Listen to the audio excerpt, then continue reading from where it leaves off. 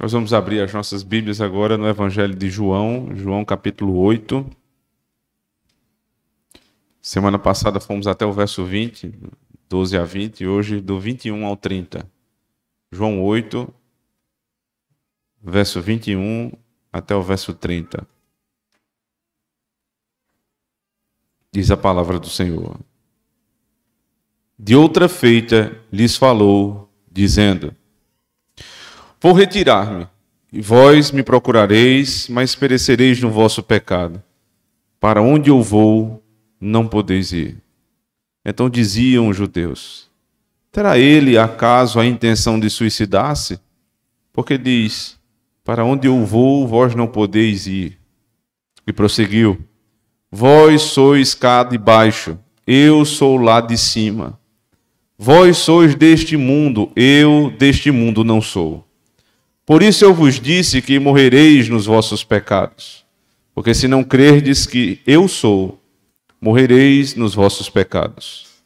Então lhe perguntaram: Quem és tu? Respondeu-lhe Jesus: Que é que desde o princípio vos tenho dito? Muitas coisas tenho para dizer a vosso respeito e vos julgar, porém aquele que me enviou é verdadeiro, de modo que as coisas que dele tenho ouvido, essas digo ao mundo. Eles, porém, não atinaram que lhes falava do Pai. Disse-lhes, pois, Jesus: Quando levantardes o Filho do Homem, então sabereis que eu sou, e que nada faço por mim mesmo, mas falo como o Pai me ensinou. E aquele que me enviou está comigo. Não me deixou só, porque eu faço sempre o que lhe agrada. Ditas estas coisas, muitos creram nele. Amém. Vamos orar ao Senhor. Senhor, aqui está a tua santa palavra, Deus. E à minha frente o teu povo. Eu te peço, Senhor Deus, juntamente com eles, que o Senhor, pelas tuas mais ricas misericórdias, Senhor Deus, derramadas sobre nós durante todo esse dia, o Senhor, mais uma vez, Senhor Deus, faça superabundar a tua graça no nosso meio, falando-nos rica e poderosamente por esta palavra. E use-me, Senhor. Use-me como eu sou, homem, falho, limitado, mas use-me, Senhor Deus, também como ministro da palavra do Senhor, ministro ordenado pelo Senhor, para pregar, Senhor Deus, com intrepidez a tua palavra. Que as pessoas que estão aqui à minha frente, Senhor Deus, possam me ver, mas ouvir o Senhor. Possam, Senhor Deus, perceber que o que está sendo dito aqui não provém de homem, mas da tua própria palavra, que é a palavra de Deus. Faça tudo isso, Senhor Deus, para a honra e glória do teu santo nome. É o que te pedimos. Amém. Quem avisa, amigo é. Todo mundo já disse um dia essa frase. Nós dizemos sempre, né? E usamos muitas vezes para, na hora de uma repreensão a um amigo, a uma pessoa querida, a um filho, a esposa, ao esposo, a gente diz: olha, eu estou dizendo isso e quem avisa, amigo é. Com isso, nós estamos advertindo aquela pessoa de um risco que ela pode correr. Nós estamos dizendo que a palavra que está sendo dita ali é uma palavra de peso, uma palavra que precisa ser levada em consideração da gravidade da advertência. E a advertência sobre um risco que a pessoa vai correr, por exemplo, na tomada de decisão, é uma palavra onde você orienta a pessoa a fazer algo de uma seguinte forma que vai trazer benefício para ela e o contrário vai trazer grande maldição. Quem avisa, amigo é. Naquela tragédia que aconteceu ontem lá em Minas Gerais, né, na cidade de Capitólio, quase todo mundo já viu aqui, né, uma barreira de rocha cai sobre uma lancha, ou mais de uma lancha, não sei exatamente. Mas o que me chamou foi que um dos vídeos, né, que apresenta ali aquela imagem é que... No primeiro eu não consegui perceber isso, mas no segundo... as rochas elas já haviam se desprendendo já há um certo tempo, há alguns minutos. E existia uma lancha que estava ali, que estava uma pessoa gritando toda hora: Saiam daí, saiam daí. É perigoso, saiam daí. E aí, eu preciso deixar claro aqui, não quero ser insensível com as famílias das pessoas que morreram, nem fazer juízo de valor de quem está certo e errado ali, porque eu não sei nem se essa mensagem conseguiu chegar lá nas pessoas, ou se chegou, se o teor dela era possível ouvir ou não. Não quero procurar aqui responsáveis, mas houve uma advertência, ou mais de uma advertência. Existiam pessoas ali preocupadas, dizendo: saiam daí, é perigoso. Vocês vão morrer, vocês estão arriscando a vida de vocês, pedras caindo e vocês estão aí embaixo. Então houve essa disposição no coração de alguém dizer uma vez, dizer duas vezes, dizer três vezes, explicar, saia, e até que aconteceu a tragédia. Quantas vezes você não já percebeu isso acontecendo na sua vida? Um amigo seu, o seu pai, a sua mãe, um presbítero da igreja, chega e diz: não faça isso. Não vá por esse caminho, não. Esse caminho é perigoso. Você vai quebrar a sua cara aí. Eu estou lhe avisando que eu sou seu amigo, eu sou seu presbítero, eu sou seu pai, eu sou sua mãe. Eu vivi mais do que você, eu sei o que diz a palavra de Deus. E você diz que nada. Não é assim não, isso é porque você não quer me ver crescendo, é porque você não deseja que eu viva com a minha liberdade, exerça a minha liberdade, e você vai e faz o que a pessoa disse e dá exatamente errado como ela falou. Todos nós já cometemos esse erro. E aqui Cristo, mais uma vez, volta para advertir um grupo de judeus. Quantas vezes vocês já viram isso, irmãos? Pelo menos aqui no Evangelho de João. Jesus explicando quem ele é. Jesus dizendo o que eles precisam fazer, ou no que eles precisam crer para serem salvos. Os pecados que eles precisam abandonar. E mais uma vez Jesus está aqui pregando e advertindo. É verdade que agora ele muda o tom, né? As advertências que vinham até aqui, né? Ele mostra a mulher adúltera ali, ela é trazida, eles dizem: se vocês não têm pecado, vocês devem ir e devem matá-la. Isso é uma advertência. Percebam o nível de pecado que vocês estão.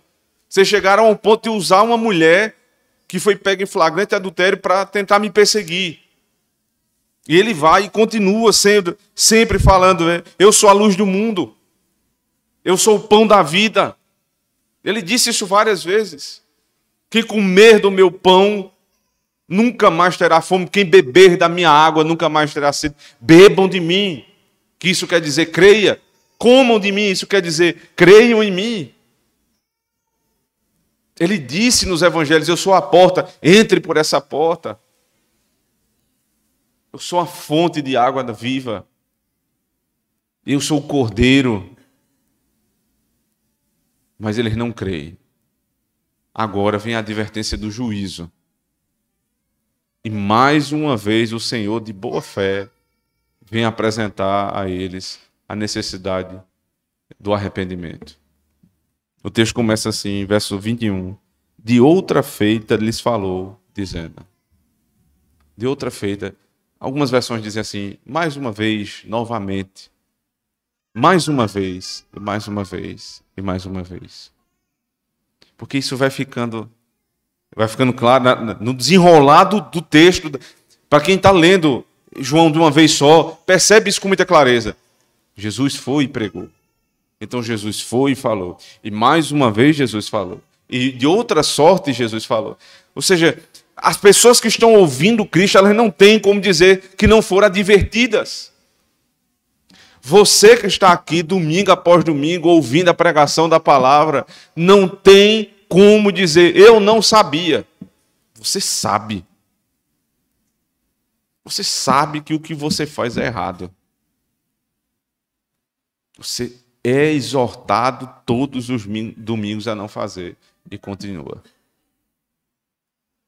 Mas isso também acontece na nossa época e não deve ser encarado pelos ministros da palavra, pelos pastores, pelos presbíteros, como motivo de desânimo para o evangelho. Não. De maneira nenhuma. Porque com Jesus foi assim. E no final, se você observar nesse próprio texto aqui, verso 30, diz: ditas estas coisas, muitos creram nele. Então não foi em vão dizer uma vez, duas vezes, três vezes. Uns creram num determinado momento, outros creram em outro momento e em determinadas outras circunstâncias ninguém creu. Mas o fato é, aquele que é chamado para a pregação deve pregar. E vocês que são chamados para testemunhar particularmente do Evangelho, vocês precisam continuar testemunhando. Pregando para o seu filho. Uma vez, duas vezes, 5, 10, 1 milhão de vezes, até o dia que o Senhor, por meio do seu Espírito, for lá e converter o coração dele. Não pare. Não pare de orar e de evangelizar sua esposa. E de falar para o seu marido a respeito do Evangelho de Cristo. Porque nós não estamos tratando aqui com alguém desabilitado para a pregação. É o próprio Cristo que diz: eu estou pregando inúmeras vezes e nem todo mundo me ouve. Desanima? Muitas vezes. Mas o fato é, você é chamado para falar de Cristo. E os resultados desse chamado são responsabilidade dele próprio. Só que, como eu falei aqui, ele vai mudar de tom. Ele vai falar, ele vai exortar, mas ele vai mudar de tom. De outra feita, ele lhes falou, dizendo: vou retirar-me e vós me procurareis. Vou retirar-me. Era tudo que os judeus incrédulos queriam ouvir de Cristo. Porque o que eles mais queriam era que ele fosse retirado, ele fosse morto. Que ele fosse calado imediatamente. Só que o desejo do coração deles agora passa a ser a fala do próprio Cristo. Eu vou retirar-me. E aqui perceba que isso vai ser consumado, ele vai ser retirado, e pelas mãos dos próprios judeus, com a ajuda do império, mas pelas mãos dos judeus. Ele vai ser retirado, mas ele está dizendo aqui, quando eu for retirado, na verdade eu me retirei. A entrega de Cristo na cruz do Calvário, ela pode ser usada ela pode ser descrita com voz ativa e passiva. Ele se entrega passivamente, mas ele se entrega ativamente. Ele não só sabia dos caminhos do Pai, ele é Deus. Ele não só foi levado pelas circunstâncias da providência, ele participou de tudo. E por isso ele está dizendo aqui, eu vou retirar-me. Não é o que vocês querem? Agora, pense na gravidade dessa fala de Cristo. Eu vou retirar-me. Se Cristo dissesse isso a você, eu vou retirar-me da tua casa. Um dia Deus disse isso diretamente a Moisés, mas queria falar com todo o povo de Israel, quando eles fizeram um bezerro de ouro ali em Êxodo capítulo 32. No capítulo 33, Deus diz assim, Moisés pede, implora, e Deus diz, tudo bem, eu vou levar vocês para a terra da promessa. Eu vou mandar um anjo, não sou eu, não é a segunda pessoa da Trindade, eu vou mandar um anjo. O anjo vai à frente de vocês, vocês vão chegar lá. Mas só tem um detalhe, eu não vou com vocês. E aí eu acho que os irmãos lembram do argumento de Moisés, ele diz assim, mas Senhor, se o Senhor não for conosco, que sentido tem chegar à terra da promessa? Porque o nosso povo é conhecido por o Senhor andar na nossa presença. Qual é a distinção que tem Israel dos demais povos? Porque Deus está no nosso meio. Se o Senhor não for conosco, de que vale a terra da promessa? Em outras palavras, de que vale o céu sem Deus? De que vale uma salvação se não for para se encontrar com Cristo?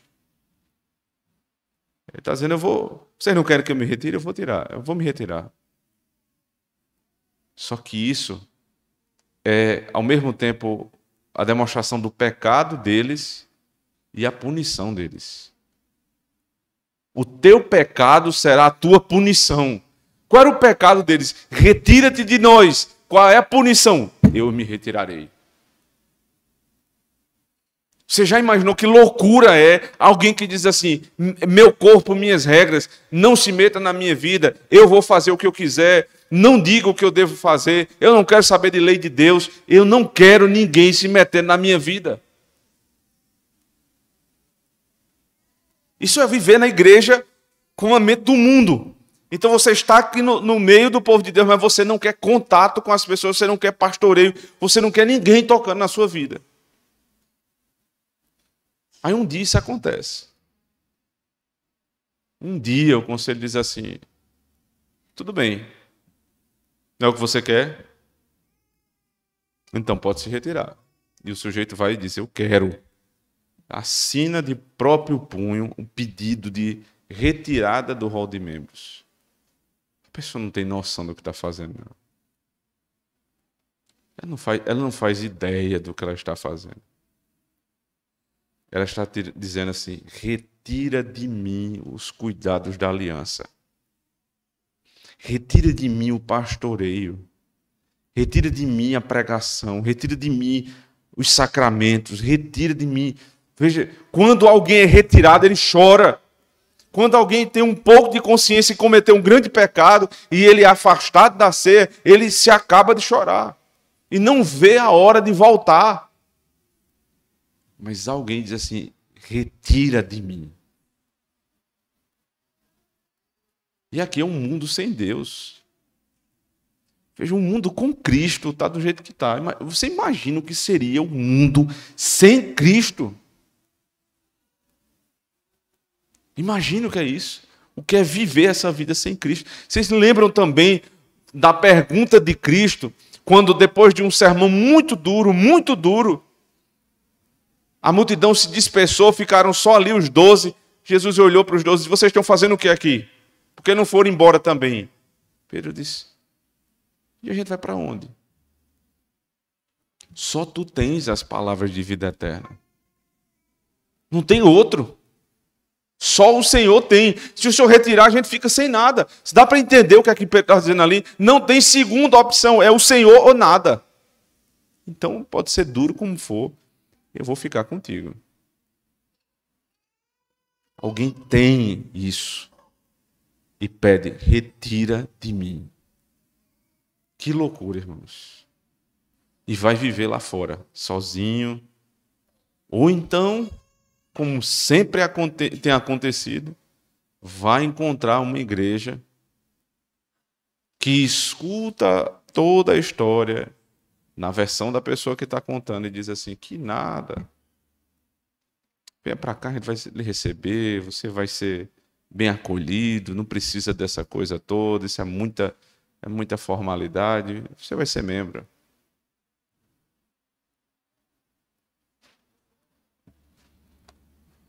Existem muitas igrejas onde a palavra está aberta agora, onde tem uma pessoa à frente que é chamada de pastor, onde até parece ter pregação, culto, essas coisas, mas Cristo não está mais lá. Como é que a gente sabe disso? Não há mais temor a Deus. Não há mais a guarda dos princípios. O mínimo da fé já não existe mais. O que sobrou ali é somente uma casca de reunião social. Mais nada. Somente isso.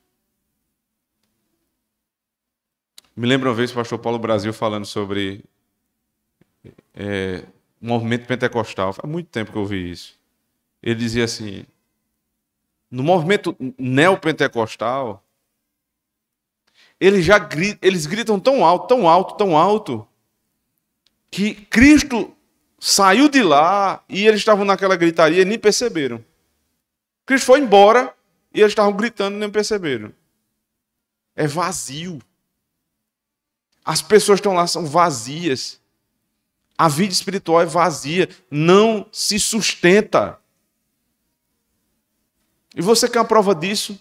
Veja quantas pessoas desesperadas em busca de uma igreja bíblica, que tem a pregação. O que mais nós ouvimos é: eu queria ouvir pregação. Porque não há nada que demonstre mais Cristo do que na hora da pregação. Todos os pontos da liturgia têm Cristo, não tenho dúvida disso. Mas onde é que Cristo é mais expresso com toda clareza? Cristo é o Verbo. Se ele é o Verbo, é na hora da pregação que ele é mais claramente observado. Quando você deixa uma família sem pregação, ela geme de dor. Ela sofre com a sede espiritual e com a fome do nosso Senhor Jesus Cristo. E ele diz: eu vou retirar-me. E ele completa dizendo o seguinte: e vós me procurareis, mas perecereis no vosso pecado, para onde eu vou não podeis ir. E vós me procurareis, mas vocês não vão poder me encontrar. Vocês vão me procurar, mas vocês não vão me encontrar. E é interessante que aí os comentaristas eles vão lá botar aqui da ideia histórica do que aconteceu depois. Porque, corroborando o que é dito lá em Mateus capítulo 24, muitos outros cristos apareceram depois do verdadeiro. E muitos judeus acabaram crendo nesses outros cristos, falsos cristos. E até hoje eles buscam Cristo, eles esperam o Messias e esperam o Messias e nunca encontram aquele que já veio. Vocês vão me buscar, mas vocês não vão encontrar. Porque eu já vim. E para onde eu vou? E você vai perceber que esse é um texto que a localização geográfica faz muita diferença. Ele vai dizer: eu vou. Ele vai dizer embaixo, em cima, aqui, acolá. Vocês não podem ir, eu vou. Todo esse movimento aqui, ele vai ficando muito claro no texto. Mas o primeiro é: para onde eu vou, vocês não podem ir. Vocês agora me rejeitam, mas vocês vão me procurar. Só que quando vocês me procurarem, vocês não vão me achar mais. Aí não é só uma questão histórica. Aí é uma questão escatológica. Haverá um dia que os homens se darão conta da loucura que cometeram por rejeitarem Cristo. E nesse dia, nesse último dia, quando o Senhor voltar, não haverá mais possibilidade de você dizer: agora eu quero Cristo. E ninguém vai poder dizer: mas eu não tive tempo, eu não tive condições, porque foi advertido inúmeras vezes. Não somente verbalmente, mas você observa como o Salmo 19 diz: os céus proclamam a glória de Deus, o firmamento anuncia a obra das suas mãos, um dia anuncia para o outro dia. Há um sermão em toda parte. Deus está sendo apresentado todos os dias, quer dentro da igreja, quer fora da igreja. Ninguém pode se achar diante de Deus e dizer: eu não sabia que o Senhor existia. Por isso o índio, na tribo mais remota, que nunca ninguém tocou ainda, ele tem um anúncio, não do evangelho, mas de Deus, da existência de Deus, todos os dias, e ele rejeita. E ele rejeita. Possibilidade de salvação é outra coisa, mas ele rejeita o Deus que é apresentado. Vocês vão me procurar, mas vocês não vão me achar. Isso é o desespero de quem está no inferno. O maior desespero de alguém que se encontra no inferno agora é saber que tudo aquilo que ele ouviu falar durante a vida dele era verdade e ele não creu. E saber também que ele não terá nunca mais oportunidade de voltar atrás. Você tem. Você pode voltar atrás. Você cometeu uma loucura, volte atrás. É tempo, você ainda pode procurar Cristo. Mas ele está avisando: haverá um dia que vocês vão me procurar e vocês não vão me encontrar nunca mais. Porque para onde eu vou, vocês não vão poder ir. E aqui mais uma vez: o teu pecado é a tua punição. Vocês pediram para eu me retirar, eu me retirei. Agora a punição é vocês não vão me ter mais. Eu acho fantástico o que Matthew Henry diz, né? Ele fala a respeito aqui da rejeição de Cristo, de alguém que não ama Cristo aqui na terra e, portanto, não deseja estar com Cristo. Ele diz, porque o céu não é céu para quem não gosta de Cristo. O céu só é céu para quem ama Cristo. Você que rejeita Cristo, você que acha a palavra de Deus algo chato, monótono, que vem para cá por obrigação, deixa eu lhe dizer uma coisa. Ou o teu coração é transformado, ou você está perdendo seu tempo. Porque você não vai gostar do céu. O céu vai ser a monotonia do culto de 1h30, 2 horas, elevada à máxima potência, à eternidade. Você não vai gostar de lá. Você não gosta de cantar os salmos? Não, o céu não é o teu lugar. Você não gosta de orar? O céu não é o teu lugar. Você não gosta de estar com os irmãos? Eles vão estar lá. Não é o teu lugar. Se você não gosta daqui, a coisa mais honesta que você tem a fazer, ou é se arrepender dos seus pecados, e aí sim, com o coração transformado, amar o Senhor, ou ir embora. Só tem essas duas possibilidades. Ou você ama ou você rejeita. Não existe em cima do muro diante do Senhor. E aí veja a reação desses homens aqui. Esse é um detalhe, né, que é um detalhe muito importante quando ele diz assim, mas perecereis no vosso pecado.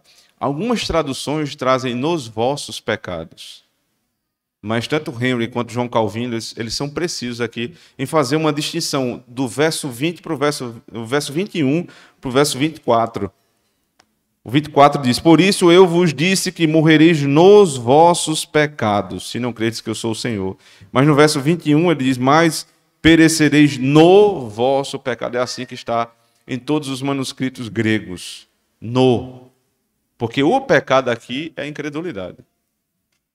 Nos vossos pecados é porque, por conta da incredulidade, vocês vão viver pecando. Mas o pecado que não permite você ir para onde Cristo está é a incredulidade. Esse é o pecado-chave, rejeitar Cristo. A reação deles agora, verso 22. Então diziam os judeus, terá ele acaso a intenção de suicidar-se? Porque disse, para onde eu vou, vós não podeis ir. Esse homem vai se matar? Será que é isso? Aqui é zombaria, viu? Não acho que isso é uma pergunta honesta, não. Isso aqui é zombaria. Eles estão se colocando acima de Cristo. Ele é pior do que nós. Nós somos pecadores, é pior ainda.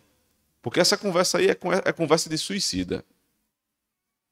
Ele não quer enfrentar mais tudo aquilo que ele levantou como promessa de Deus. Agora ele vai se suicidar. Porque ele sabe que nós não podemos nos suicidar. Nós somos melhores do que eles. Aí a resposta de Cristo é no verso 23. E prosseguiu. Vós sois cá de baixo, eu sou lá de cima. Vós sois deste mundo, eu deste mundo não sou. Eu vou para onde vocês não podem ir. Vocês são cá de baixo, eu sou lá de cima. Vocês são desse mundo. Eu deste mundo não sou. Muitas localidades para fazer distinção de duas coisas apenas. Dos filhos de Deus para os filhos do mundo. Os filhos de Deus para os filhos de Satanás. Só existem duas famílias em toda a história da humanidade. Os filhos de Deus e os filhos dos homens. Só essas duas. Então ele está dizendo aqui, eu sou lá de cima. E aqueles que creem em Cristo são também lá de cima. Veja o que é que o apóstolo Paulo diz em Romanos capítulo 8. Que nós já fomos salvos, que nós já fomos adotados na família de Deus, que nós fomos desde a eternidade predestinados, que já fomos santificados e já estamos glorificados. Nós já somos lá de cima. Vós que sois de lá, você tem que ter os pensamentos elevados aos céus. Porque vocês são homens espirituais. Isso também não quer dizer, irmãos, aqui a confusão que muitas vezes acontece, é que o fato de ser lá de cima não me impede de ter contato com as coisas daqui de baixo. Isso é uma loucura. Você é lá de cima, espiritualmente falando, você já está nas regiões celestiais em Cristo Jesus, mas você mora aqui embaixo. Um trabalho fantástico de Agostinho é justamente nisso. Cidade de Deus, cidade dos homens. A relação que há. Alguém que é cidadão do reino dos céus, mas habita ainda no reino dos homens. E se eu habito no meio dos homens ainda, eu preciso viver essa vida. Eu preciso me dedicar a essa vida. O que é que eu devo fazer aqui como um homem no meio de outros homens? Vocês são cá de baixo. Isso quer dizer, vocês pensam como as pessoas desse mundo. Você já pensou que existe a grande possibilidade de você pensar que é lá de cima, mas você ser daqui de baixo? Investiga o seu coração. Investigue como você pensa, como você age. E é possível que você até seja uma pessoa crente já lá de cima, mas os teus pensamentos são cá de baixo. Por conta de muitos fatores, e talvez o maior deles seja a exposição a pessoas que têm pensamentos cá de baixo. Uma cultura caída como a nossa, uma forma de pensar, uma forma de criar filhos, de se relacionar em família, tudo completamente destruído pelo pecado, e nós estamos inundados nessa cultura. Você percebe como é necessário dar um passinho atrás em determinadas amizades? Como não vale a pena se expor a determinadas amizades, se expor a determinados ambientes. E você pode até não ter nem muita possibilidade de escolha, você pode trabalhar num ambiente desse, pode ser o teu lugar de ganhar o pão. Mas aí eu me lembro de Daniel. Daniel precisou ir lá para dentro da casa de Nabucodonosor. Mas ele decidiu no seu coração não se contaminar com as finas iguarias do rei. Você está no mundo, mas você não tem a obrigação de se contaminar com as coisas do mundo. Sua obrigação é justamente contrária a essa. Vivendo do mundo, ser luz para o mundo, ser sal da terra. Viver no mundo, mas não ser do mundo. Tudo que você puder fazer para evitar o contato, você faz. Contato mais exagerado, por exemplo, amizades muito profundas com ímpios, não dá para ter, meu irmão. Algum nível de amizade, sim. No sentido de que você é coleguismo, né? Você trata bem, você conversa. Né? A pessoa lhe chama para visitar a casa dele, você vai, visita, tem um jantar, uma coisa tranquila. Mas ele vai dar uma festa, aí você já dá um passinho atrás. Que é isso? Que festa é essa? Como é que é esse negócio? Quem vai estar lá? Você vai tendo esses cuidados. Você vai tendo cuidado em rede social. Rede social. A quem você se expõe todo dia, quem você vê, quem você segue, quem você admira. Tenha cuidado nisso. Crente admirando pessoas ímpias, isso é uma coisa muito estranha. Você deveria pensar o que é que está acontecendo com o meu coração. Essa pessoa tem esta vida e eu continuo admirando-a. Tem alguma coisa errada comigo. Isso não é normal. Não é normal. Vocês são de cá de baixo ou vocês são lá de cima? Vocês precisam se decidir. Quando você é confrontado com um pensamento antigo teu, eu faço isso aqui há 40 anos. Aí vem o presbítero da igreja e diz, meu irmão, olha a palavra de Deus aqui. Está errado. Você quer me ensinar? Mas é claro, se você não sabe, você tem que ser ensinado. Aí você diz, é mesmo, tem razão. Eu vou mudar. Faz 40 anos que eu estou fazendo errado. Eu vou mudar. Está na palavra de Deus. É isso que a Bíblia diz. Então eu vou mudar. Eu não vou mais fazer isso. Porque a palavra de Deus diz que eu não devo fazer. Mas eu sou de uma igreja faz 50 anos que eu aprendi assim. Está errado. Pode fazer 1000 anos. Pare de errar agora mesmo. Agora eu preciso ser convencido na palavra de Deus. porque eu não sou cá de baixo, eu sou lá de cima. Qual era a maior prova que eles eram cá de baixo? É porque tudo que Cristo dizia, eles rejeitavam.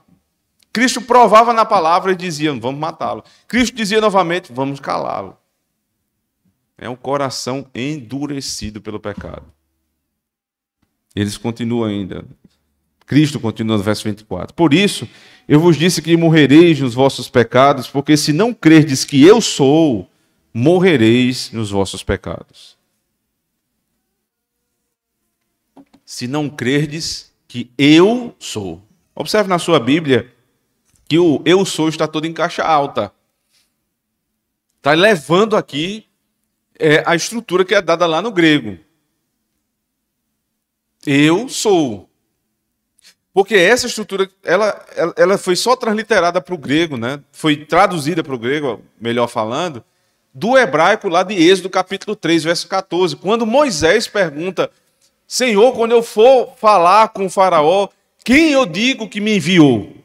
Aí ele diz, diga que o eu sou te enviou. E quem o Senhor é? Ele diz, eu sou o que sou. Sabe o que é interessante? É que o tetragrama hebraico que forma a palavra que muitas vezes é traduzida por Yahvé, Iová, as consoantes que formam aquela palavra ali, elas têm como raiz o verbo ser e estar no hebraico. Ser e estar. É um verbo. Você percebe? O nome de Deus é um verbo. O Evangelho de João começa dizendo, no princípio era o verbo. O verbo estava com Deus e o verbo era Deus. Aí o verbo olha para os judeus e diz assim, se vocês não creem que eu sou... Peraí, eu sou? Isso é o nome de Deus. Ou seja, se vocês não creem que eu sou divino... Eles estão olhando para o homem, mas eles têm que reconhecer naquele homem Deus.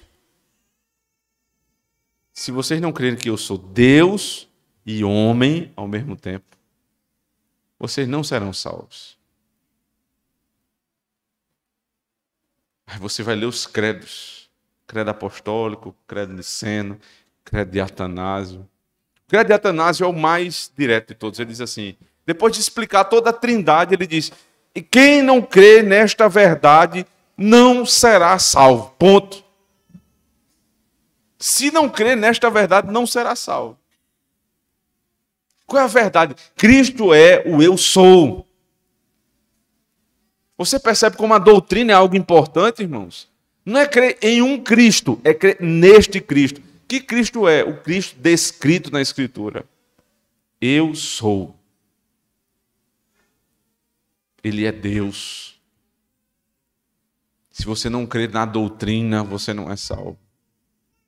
Ah, a doutrina é coisa boba. Não vamos perder tempo com doutrina. Eu quero o evangelho. Cristo está evangelizando, dizendo, se vocês não entenderem a doutrina de quem eu sou, a cristologia, vocês não serão salvos. Aí ache que uma igreja que tem amor pela doutrina, ela não tem amor pelo evangelho? Isso é um louco. É só um louco que diz isso. Se vocês não crerem que eu sou, vocês vão morrer nos vossos pecados. Aí a pergunta deles, verso 25. Então lhe perguntaram, quem és tu? Respondeu-lhe Jesus, que é que desde o princípio vos tenho dito? Quem és tu? Ele disse, eu sou. Aí ele disse, peraí, eu sou? Tu és o quê? Entendi, não. Você percebe que sempre é uma resposta de zombaria, sempre é ironia. Você é o quê, rapaz? Que conversa é essa? Eu sou. Quem é você? Aí ele disse, vocês não se lembram desde o princípio? Alguém pode dizer, desde o princípio do Evangelho? Não, porque o princípio desse Evangelho começa no princípio. Deixa eu tentar explicar melhor. O início de João capítulo 1, verso 1 é: no princípio era o Verbo. No princípio. Todos os outros 3 evangelhos começam falando de Cristo em vida, encarnado. Esse é o único evangelho que se reporta à criação. Para começar dizendo, Cristo é Deus. Portanto, no princípio, dentro do contexto hermenêutico de João, não é o princípio do evangelho, não é o que ele falou diversas vezes. No princípio aqui no princípio desde a criação. Agora você percebe como as advertências são mais antigas do que você poderia imaginar. Porque se é desde o princípio, então é desde Gênesis capítulo 3, quando o Senhor disse: eu enviarei o filho da mulher que vai esmagar a cabeça da serpente. É desde Gênesis capítulo 8, quando Noé mata o cordeiro, imola o cordeiro e derrama o sangue para a remissão dos seus pecados. É desde tudo aquilo que Moisés trouxe como sistema sacrificial, é desde o cordeiro, é desde o tabernáculo, é desde todos os sacrifícios que foram expostos ali em Levítico, do capítulo 1 até o final. Desde. Você imagina quantas vezes a advertência foi feita? Desde aquele tempo eu digo quem eu sou. Como o próprio Cristo diz em Lucas capítulo 24. Porque a lei e os profetas falam de mim. Quantas vezes eu já adverti vocês? Desde o princípio, vocês ouvem o Evangelho. Ele continua. Muitas coisas, verso 26, tenho para dizer a vosso respeito e vos julgar. Porém, aquele que me enviou é verdadeiro, de modo que as coisas que dele tenho ouvido, essas digo ao mundo. Eles, porém, não atinaram que lhes falava do Pai. Eu tenho muita coisa para julgar vocês, mas como ele falou na sessão anterior, não é um momento de juízo ainda. Mas eu estou anunciando para o mundo, ou seja, eu continuo pregando. Desde o princípio eu falo, eu continuo falando. Aí vem o comentário do evangelista. Eles não atinaram, ou seja, eles não entenderam que Cristo estava falando do Pai. Não de José, mas do Pai. Foi Ele que falou, foi Ele que me enviou. E aí prossegue ainda as questões a respeito da Trindade. Veja, verso 28. Disse-lhes, pois, Jesus: quando levantardes o Filho do Homem, então sabereis que eu sou, e que nada faço por mim mesmo, mas falo como o Pai me ensinou. Quando é que vocês vão perceber? Quando eu for levantado, quando o Filho do Homem, mais uma expressão aqui de Daniel 9, que fala o Filho do Homem era justamente o Messias, o Filho de Deus. Então não entenda Filho do Homem como a humanidade de Cristo. Filho do Homem é a expressão que define a sua divindade. Porque não é filho de um homem, é filho de o homem específico. O Filho do Homem, quando ele for levantado, vocês vão perceber que eu sou Deus. Quando ele foi levantado ali no madeiro, toda a criação foi abalada. O céu se escureceu. Nuvens densas, trovões. E muitos creram justamente naquele momento, quando o Filho do Homem foi levantado. Interessante que esse elevar-se é a expressão que era utilizada no Antigo Testamento para sacrifício. O sacrifício ele era elevado. Cristo está sendo levantado. Quando isso acontecer, vocês vão crer que eu sou. Mas falo como o Pai me ensinou. Ou seja, eu não estou falando de mim mesmo. E aqui 2 palavrinhas que vocês conhecem, que procedem do grego. Autodidata e didasco, né, que é didática. Um é didática própria. Eu aprendo sozinho e eu ensino daquilo que eu sei. E o outro é eu ensino do que foi me dado. Ele está dizendo, eu não estou inventando O que eu estou dizendo, eu recebi do Pai. E aqui entenda, não é que o pai ensina o filho, no sentido que o filho não sabe das coisas. Aqui, irmãos, é a economia da Trindade. Na administração da Trindade, nas funções da Trindade, quem envia é o Pai. Quem diz o conteúdo da pregação é o Pai, e o Filho é o Verbo. Então, nessa estrutura, ele está dizendo o que eu digo, eu não digo de mim, eu digo do Pai. Que vocês dizem que creem, mas rejeitam. Porque rejeitam a mim que trago a palavra do Pai. Não tem como sair. O argumento de Cristo ele vai se enraizando de uma forma que não tem judeu que possa sair dessa situação, porque eles diziam que criam no Deus Pai. Até ele arrematar no verso 29. E aquele que me ensinou está comigo, não me deixou só, porque eu faço sempre o que lhe agrada. Não é só o que eu ensino, é o que eu faço. Não é só a minha doutrina que é conforme o Pai, é a minha ação que é conforme o Pai. Eu faço o que agrada o meu Pai. E por isso, sabe o que acontece? Eu não estou só.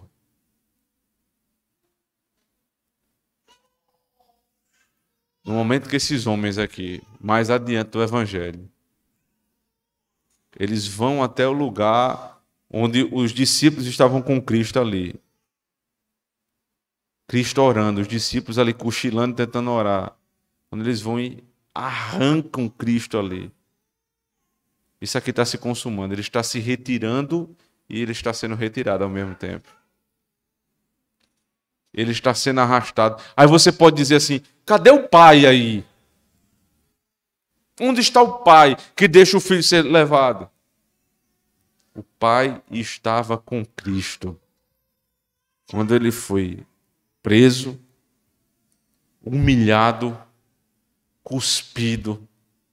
Quando colocaram uma coroa de espinho sobre a cabeça dele. Quando rasgaram suas vestes. Quando fizeram todo tipo de miséria com Cristo. Deus Pai estava lá. Porque outro pai da Bíblia também esteve com seu filho. Abraão esteve com seu filho nos pés do monte. Abraão deixou os seus funcionários, servos ali aos pés do monte. Abraão subiu todo o monte com Isaac. Abraão levantou um altar para matar o seu filho. Abraão amarrou o seu filho. Abraão pegou o cutelo para matar o seu filho. Só que quando ele foi matar o seu próprio filho, o seu único filho, Deus disse, você não vai fazer. Abraão, não faça isso. Eu providenciei um cordeiro para ser morto no lugar de Isaac. Mas quando Cristo passou toda essa via da crucificação e foi levantado no madeiro, Deus foi com ele até ali. Toda a proteção do ministério dele foi até ali. Quando ele foi crucificado, aí pela primeira vez Cristo diz assim, Deus meu, por que me desamparaste? Ali ele estava só. A única vez em toda a eternidade que Deus Filho ficou só foi por tua causa. A única vez que ele ficou e ficará só foi por tua causa.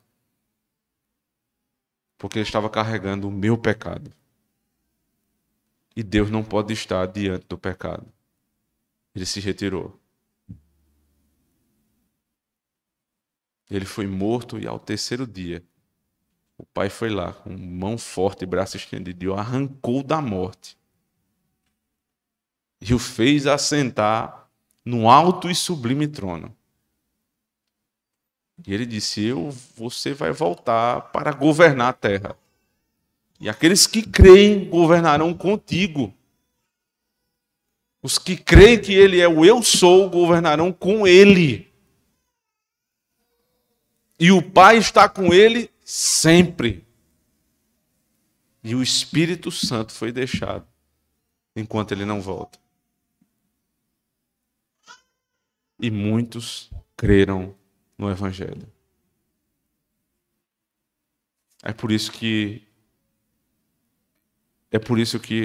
todo domingo eu tenho um motivo a mais para pregar o Evangelho. Eu e todos os pregadores. Porque sempre tem alguém que vai crer. E porque foi enviado do Pai. Quantas advertências vão ser necessárias ainda para você mudar de vida? Esta pode ser a última. Algumas pessoas que saíram de casa ontem para aquele passeio na lancha podem ter sido advertidos diversas vezes a respeito do Evangelho e achavam que tinha mais tempo e não tiveram. Creia no Senhor Jesus Cristo hoje. Como diz a palavra de Deus, hoje, se ouvirdes a sua voz, não endureçais o vosso coração. Se submeta ao senhorio dele. Você já crê? Então não tema. Porque assim como o Pai está com o seu Filho todos os dias, Deus está contigo, como Cristo disse, até a consumação dos séculos. Isso é um incentivo para você sair amanhã de casa e trabalhar. No teu trabalho, Cristo está contigo até a consumação dos séculos. Tem problema no teu trabalho? Cristo está contigo até a consumação dos séculos.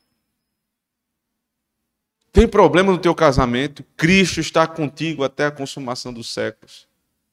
Tem dificuldade de educar seus filhos? Cristo está contigo até a consumação dos séculos. Eu e o Pai continuaremos com vocês sempre pelo Espírito. Não tema, meu irmão. Não tema. Você jovem, criança, que ouve a exortação dos seus pais, filhos da igreja. Quando o Senhor, por meio do teu pai e da tua mãe, te repreender, ouçam a voz do teu pai. Não rejeite a instrução da tua mãe. Isso é uma coroa para os teus dias da idade avançada. Tudo isso é Cristo cuidando de nós, irmãos.